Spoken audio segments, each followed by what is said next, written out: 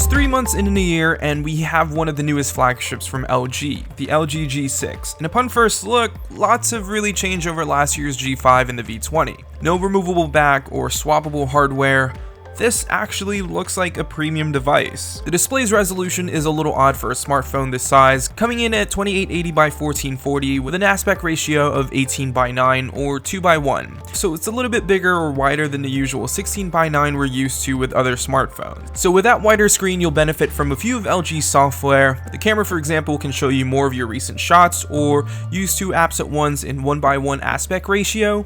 But then there's also these annoying black bars if you're watching videos online that are exported in 16:9. But I was reading online that you can stretch out the video in the future to fill out the entire screen, so that should be nice.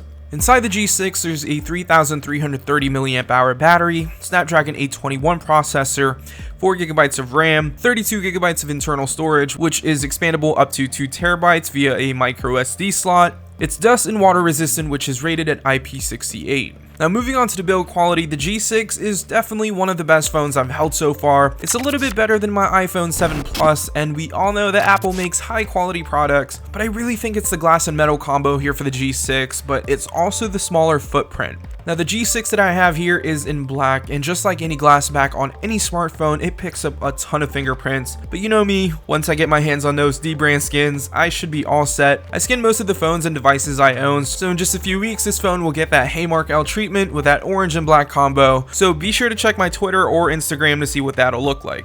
And speaking of pictures, the dual cameras on the G6 are now rocking 2 new 13 megapixel shooters. LG is still opting in for that medium to wide focal length instead of the medium to telephoto lens like found on the iPhone 7 Plus.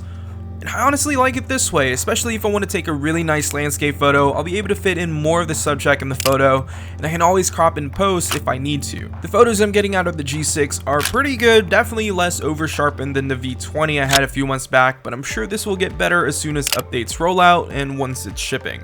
Now the software on the G6 looks and feels similar to other LG devices I've tried in the past. No app drawers, very similar to iOS, but it is running Android 7.1 Nougat with Google's Assistant, so that's really neat. Overall feel though, it looks and feels just like any LG device I've used in the past. I'm really not a huge fan, but I'll give it a fair go. Initial impressions though, this is a really great phone. It's speedy, it looks great, software is getting better, and it has the potential to beat other flagships coming out this year. But obviously it's too early to say that since the S8 isn't out yet. HTC hasn't announced anything yet, so we'll see where this goes. But so far I'm really digging this phone, and it's definitely going to be my daily driver.